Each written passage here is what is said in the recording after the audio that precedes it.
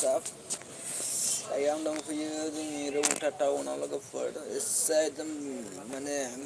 देहाफोरखौ एसे स्रां मोननाय बायदि माने बेरायनो फैनाय जाबाय आरो ना लोगोफोर खदा हामजोब्बाय मानसियानो अबस्था गैला आयो खानाय बोसोन जानांगौमोन अबस्था गैला जोंनि रौता टाउनखौ एसे देखायनोसै र' लोगोफोर दायो आङो नै दायो हासार दखानाव दंफैयो आरो ना नै हासार माने लोगोआ लागोन जोंहा मटर लानो फैदों आरो ना नै जोंनि रौता टाउनावहाय ओमफ्राय बेजों लोगोसे नै बिथिं फारा फारि सोब हासारखौनो मोनजोबगोन बेयाव थानायखिनिखौ अल टटेल गासैखौबो मोनजोबगोन आरो लोगोफोर ओमफ्राय नै बे जाबाय एकदम बिल्डिंआ बेनो हाइस माने बेयावनो सोब दखानफ्रा दंजोबो आरो ना बांसिन मानो होनबा बेयाव एटिएमबो दङ आरो बेयावनो आरोना बेंक गोदोरा बेयावनो नाय गोदोर नुदोंना एस बि नुहुरदोंना बेनो आरोना लोगोफोर सोमखोर बसुमतारी आरोना एस बि माने लोंनो थाखायनो दै होफैदो ओमफ्राय बे रौता टाउन आरोना लोगोफोर ओमफ्राय आं बेजों लोगोसेनो फिसाजोनि दावाइ लांफैदो लोगोफोर माने दुखुनांथाव माने जों गगा मोननायानो हामनो रोंला आरोना ओंखायनो बेनिखायनो आङो फिसाजोनि दावाइ लांफायबाय आरोना जेबो नङा लोमजानाय साजानायालाय आरो जाबायानो थाखायो ओमफ्राय दा जोंनिया नै बाहाया बिथिं दङ माबा लागासिनो आरोना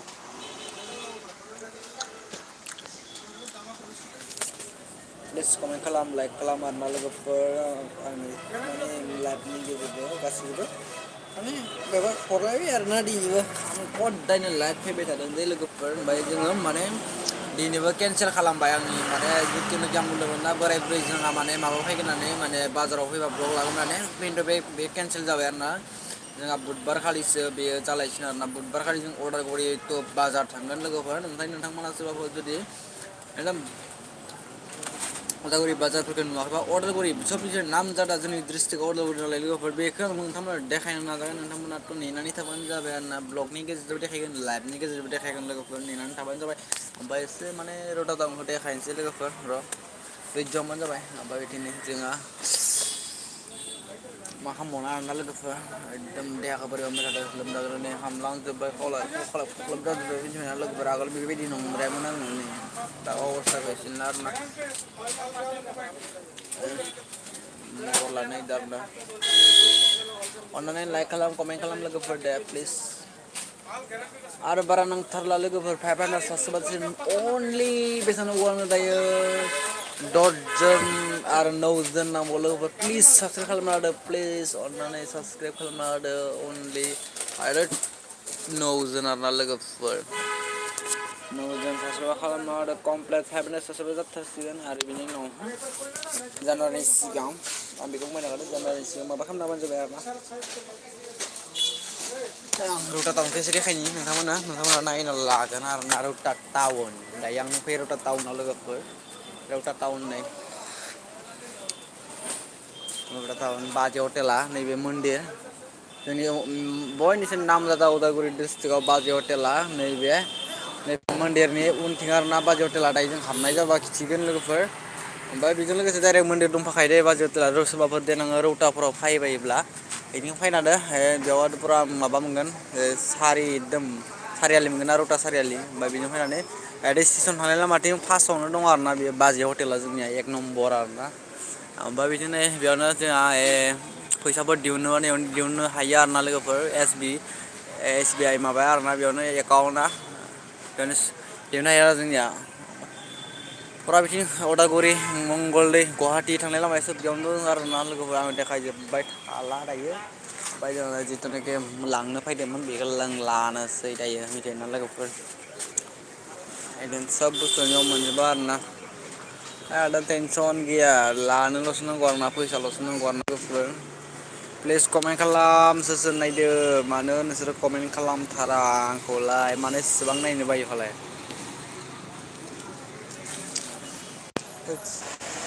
कमेन्ट खालामदो दे कमेन्ट खालामदो फटाफट कमेन्ट खालामब्रा दे आं नोंथांमोननो एसे देखायनि र'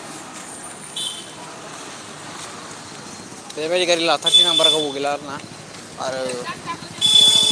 बारा गोबाव गैला नै बेजों डाइरेक्ट थांबा डाइरेक्ट स्टेसन रौता स्टेसन मोनहैखागोन होमबा ओइ नै बा माथो एक्टरा सिगांनि लोगो गारि द्राइभार जोङो सिगां गारि सालायबा लोगो एखेमोन ना ओमफ्राय सिदा थांबाथाय गुवाहाटि ओमफ्राय बेथिं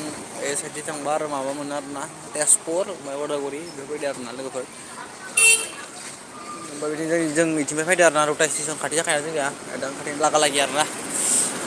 माने बे मन्दिर बारनाय लोगो बाजै हटेलाव थायो जों हाबनाय जाबा खिथिगोन दायो लोगोफोर ना बाजै हटेलाव ओरैबायदि मोनजानाय जानाय बाब बाब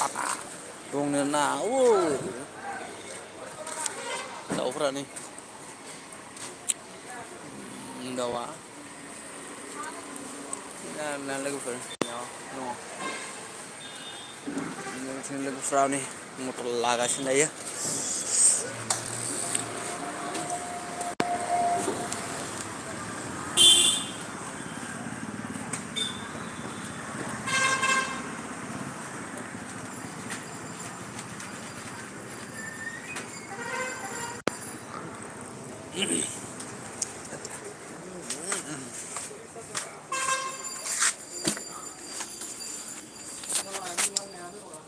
सोरनिया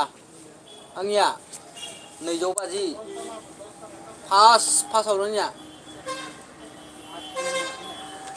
बै थांनो এই মোবাইল অর্ডার দিয়ে বানাইছে এইদিনা হ্যাঁ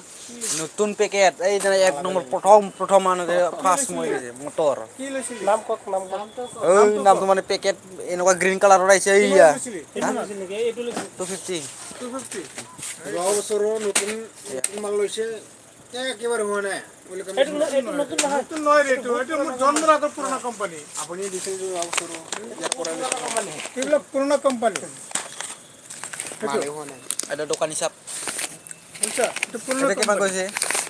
নাম 320 টাকা 30 টাকা বেশি আছে 280 টাকা লাগা দিছে উপায় নাই রে একটু হোলসেল রেট কইছো তো হোলসেল না একটু বিশ্বাস না করি আর পটাইবে সানাই না 200 চলে যা কোনটো এইটো 150 না রে 200 মোর তো এইতো কোন বাউ বলাইছে কোনটো বাউ বলা নাই আর 50 কেমন দিন আছে তো 60 দিন এটা 90 দিন পারে হয়ে গেল এটা লাগে ফলে নাই আর এটা হ্যাঁ সব 60 জীবন মোটর আছে সব 60 দিন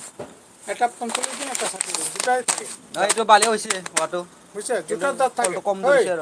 এনে গরু অস্ট্রেলিয়া আর লোকাল এনেকে মোটর আচ্ছা 45 দিন আর 60 দিন আর কিছু নাই মাইকার মোটা দুটাই মাইগো গাসিবো তরমুজ গাসিবো सिगां दावाइ जिंखानि दावाइफोर लांफाबाय बेयाव लांफायो आरोना सब दावाइफोर मोनजोबो बेयावहाय एकदम भिटामिन सब गासिबो मोनो आरोना तरमुजनि एक नम्बर दावाइ तो ইয়াতে পাব আৰু টেনশন নলবি ডাইরেক্ট রুটা সারিলে কি তো দাদা তো লক করলে হয়ে যাব বাহ দিব কি দিব আড়াইশ লবি দি ফটাফট টাইম নাই এই আড়াইশ 5 প্যাকেট ল 5 বিঘা লগাব লাগে এই দি এই 5 বিঘা লগালে বহুত লাগে 1 বিঘা 5 প্যাকেট 5 বিঘা 5 প্যাকেট আর ইউনাইন চলে হবো হ্যাঁ লে স্টেবলে দেখো লবি লা নাই লে মাবি দি ওয়েলকাম সে নোয়া ওয়েলকাম না বিবেল রসে কি হল আপনি জানি না কবি তো এটা কিবা কব 250 এই তে দেখো তো আর সনলা খাইলে 250 লয় বেলে কক নকবি আকো হ্যাঁ বুঝছা কথা বুঝি না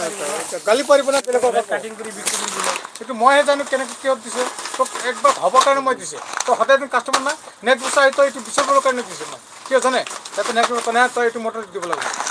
মোর আজি লস হইতো কালি মই তোর পুরা উঠাম হয়তো সকল মনটো মোক পুরা একদম স্যাটিসফাই করে দিম তো মনটো কেনেকা লাগে হ্যাঁ পাঁচটা পরে বুঝছা মনটো স্যাটিসফাই করব কারণে মই দিছে আজি লস করি তো এখানে মই কইছি আজি বহুত মানে ন যা খবর যা যেটা বলতে পটেম নেলে বহুত কম না নেলে এটা 320 তলত 30 তলত কোনো দিব নয় দিয়াটোৰ কাৰণ কি জানা এবাৰ কৰিছা তো কৈ গা জানা ওয়েলকাম এবাৰ কৰিলে ওয়েলকাম আৰু নকয় তো কিটা নকব এইটো এই গোল্ডেন টি বুলি ক'ব লাগে হ'ব দে কিটা তো নিজে ক'ব লাগলে বুনা জানে ইয়াৰ তো ফলটো সৰু সাইজ ন দিও লব 10টা দানা হ'ব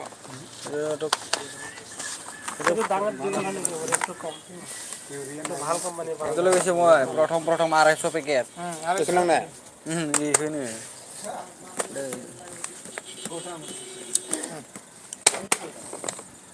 ang bakal masih ada nasi leng golden kan